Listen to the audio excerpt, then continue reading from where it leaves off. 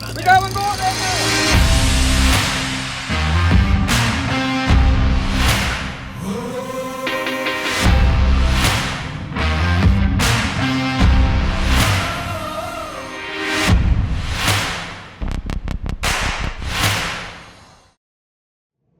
Russell Gahagan here from Russell's Fishing Tech. Coming back at you today with another video, and this one's going to be pretty exciting. We're going to talk about wire divers. What is a wire diver, how to use it properly, and how that rod is going to help you catch a lot more king salmon. I would say right now the wire diver might be, you can make an argument, probably is the most deadly rod setup for big kings. Of course, by numbers, planer boards catch the most fish for me. I maybe even catch the most kings overall because I run 6 planer boards a lot. But I run 4 wire divers on both our charter boat and when I tournament fish a lot. Sometimes maybe only 2 depending on what the conditions are and things like that. But the nice part about wire divers are, for whatever particular reason, and nobody really knows, there's theories out there. I don't know if it's the wire itself, maybe a hum or noise it makes in the water, but it seems like the king salmon in particular are really attracted to wire divers. I personally seem to catch more numbers of fish on braid divers than I do wire, but I seem to catch specifically more kings on the wire divers for sure. So about 5 years ago, I switched to all wires, 4 wires. I also do carry a pair of mono slide divers on our charter boat. I use the mono slide divers, for steelhead if they're really high right on the surface, or around the harbor area for kings in the fall, or if we get real cold water up against the shoreline and we're fishing for kings in 20, 30, 40 feet of water, I'll use the mono slide divers. But whenever I'm out in the lake, primarily, I'm going to use wire divers, whether I'm chasing lake trout, king salmon, or even cohos or rainbows that are down further in the water column. Later summer, water's warm, maybe those fish are down 30, 40, 50 feet. I'm running 4 wires. And boy, did we have a great year on Lake Michigan last year on our wire divers. They were really, really good. So what is wire? Wire is a 7-stranded wire. There's a couple companies that make it.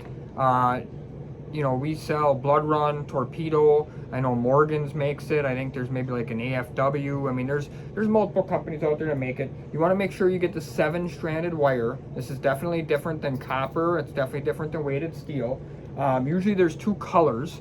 There's a bright silver, like you can see on this particular setup right here. This is a customer's setup that he's going to be coming to pick up, I think, here in a day or 2 or whatever. This is it's a Coldwater 303 reel with spooled with wire. There's a couple sizes actually, I should say that. I think there's 30, somebody might even make a 20, and there might be 40, but the 30 pound is by far the most popular. We pretty much only stock the 30. The 30 is by far the most popular. So 30 pound 7-stranded wire. Again, Blood Run and Torpedo is what we primarily sell here at the store. I think Blood Run calls it diver wire, Torpedo calls it 7-stranded wire. That's sort of the name for it. That's what it is. It's the main line on the diver rod that you use. So instead of using braid or mono, you're using that wire line.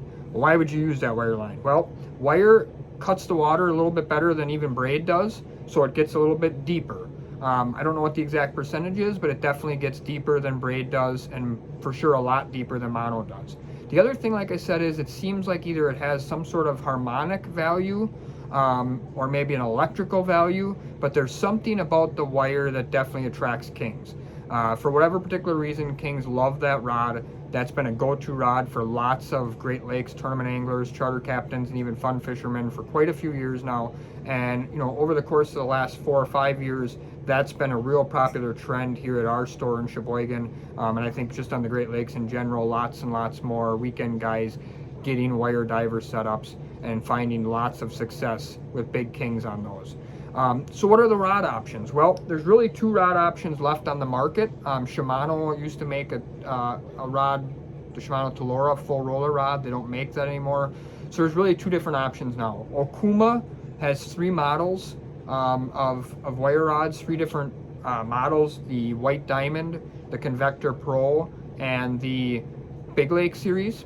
And then they have 4 sizes available. So on the Convector Pro and the Big Lake series, they have an 8, a 9, and a 10.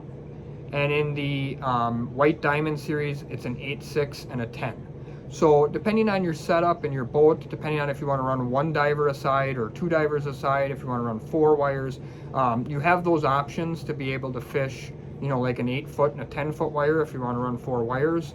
You know, you also have the option to fish just an 8.6 or a 9 if you're only going to fish one diver aside and you want to get a little bit further away from the boat. And then of course that 10-footer is going to primarily be your outside diver rod if you're going to run 4 wire divers.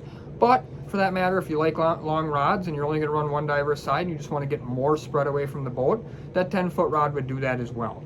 All of those options that I just mentioned in the Big Lake series, Convector Pro, and White Diamond series are all open-eyed guides. They're similar to the guides that come on the Classic Pro copper rod, similar, and they're designed to handle the wire line specifically. But then all of them are available with a swivel tip on the end, which is really important. You cannot use a regular tip with the wire. You will damage the wire in time if you just have a standard open-eyed tip on the end. You will damage the wire in time. Swivel tip is really important. That's what this one is here. Or the other option is, and I didn't grab them, but the other option is called a twirly tip. You can look that up on the internet if you want. It's basically just a spring. It's a tip that they put that's a spring that allows the wire to come out on a proper angle, any direction that it may need to based on wave conditions, current, and how you're trolling. And the same thing with the swivel tip. It rotates and moves to allow the wire to come out correctly so you don't damage the wire. Those are the open eye options, and those models all retail for in the 110 to 130 range, I believe, for the rod. So it's a specialty rod. It's like I talked about in the spread videos. It's one that you do have to spend a little bit more money on because it is a specialty rod in comparison to you know, like a downrigger rod or a regular braid diver rod, which you can get away with spending a lot less money. So that's a little bit there. Now gets to be the expensive one. As I mentioned before, the Shimano Talora was discontinued. Those rods were full roller rods, so when they announced that they were going to do that, Okuma decided to come out with a full roller rod as well, and it's available only in the Convector Pro series. You know, that would be this series right here, the Convector Pro rod series. You can see it's a wireline rod there. This is a 9-footer, but the key here is this particular rod has full rollers. So if you can see in the video there, it's not an open-eyed rod. This has full rollers all the way up to the tip, and then the tip has that same swivel tip. This one only has the swivel tip option, but it's a full roller, or I should say a roller swivel tip on the end. And this particular rod is quite a bit more expensive. The roller guides are very expensive for the manufacturers to use, and those retail for $259.99 for the rod. I'm sure you're already asking, why would you buy the roller rod? Well, the advantage to the roller rod is it is a lot easier to reel in. With the wire line, generally speaking, we're running the bigger dipsies or bigger deeper divers or Magnum slide divers, and that gets to be a lot of weight, especially with a big fish, big king on it. And those open-eyed rods do not reel in as easy. They work just fine. That's our #1 seller, of course, because of price point. We sell a lot more of those than we do roller rods. But the advantage to the roller rod is that it is quite a bit easier to reel in with a fish on it. Just a lot smoother and easier because once the rollers get going, they help the line draw in. So that's really the only advantage. It's totally personal preference. Guys that have rollers love them. You know, if you don't, if you never had a rod and you don't want to spend $259, you definitely do not. Like I said, we probably sell 20 to 1 of the open eye purely by price, not by performance, just purely by price. So I said diver options. So you got a couple different options when you can run Magnum divers, wire divers. You can run what I mentioned before, which is Magnums, which is what we usually run, especially if you're only running 2 wires on your inside and you're going to run braid above them like we talked about in the spread videos. Then you're going to want those, you know, inside divers to be Magnums for sure. What I mean by a Magnum is a Magnum Dipsy, which I believe is a size 3, or a 124 deeper diver. This is a 107 deeper diver, which is a standard size. And then the next size up, which is their Magnum size, is a 124. Your other option you could do is you could go with a slide diver. You could definitely go with that, and then just use their ultimate kit. Their ultimate kit is basically a back and a weight and a ring that convert the standard slide diver into a Magnum. Not going to go into too much detail on those because we'll be doing some more videos coming up on slide divers and divers in general and things like that. But the point of it is that with wire divers, you can use any diver you want. If you do the slide diver, it's a specialty setup that you got to set up a certain way. And if you need any help with that, let me know. The regular divers, we're going to show you how we set that up here in a second. That's the important part. We set up lots of rods here at the Reel Shot in Sheboygan. Thousands of reels a year we do. I get guys that call from all over the country to have us spool their reels and ship them to them, or rig their rods and ship them to them. People come and pick them up from all over the Great Lakes area within driving distance to do that. And the reason is because one of the most important things on the Great Lakes is that your gear is rigged correctly. If it's rigged correctly, it's going to help you have less tangles, less issues, and catch more fish. So the main thing you want to know about a wire diver setup, and the key to wire line itself, is it doesn't like slack. And what I mean by that is it doesn't like any sort of slack line in general in the wire. It starts to corkscrew and can become weaker. If you see your wire start to corkscrew, just clip that section off. Usually it'll be a small section near the swivel of the end of the line, end of the wire. Just clip that off and retie that setup, and you'll be good to go again. But how do we avoid that? Well, this is the one and only time you're going to ever hear me tell you this. On this particular setup, the wire diver setup, I suggest that you reel the wire diver all the way to the tip all the time. Whether you're checking it, just checking your lure, whether you're reeling it in for the end of the day, or whether you have a fish on it, always reel it right to the tip. And we specifically rig our wires here at the Reel Shot in Sheboygan a certain way so you don't damage your rod.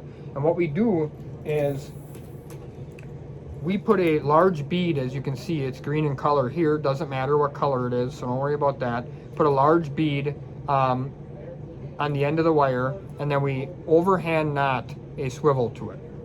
And that's what this setup is right here for the customer that's going to be picking it up. What does the bead do? It stops the swivel from getting in the end of the swivel tip here and damaging the end of the swivel tip. Keeps it from doing that. And then also it allows you to reel it up tight to the end of the tip like that every time you use it, so you can see all the way through here there's taut wire, there's no slack line.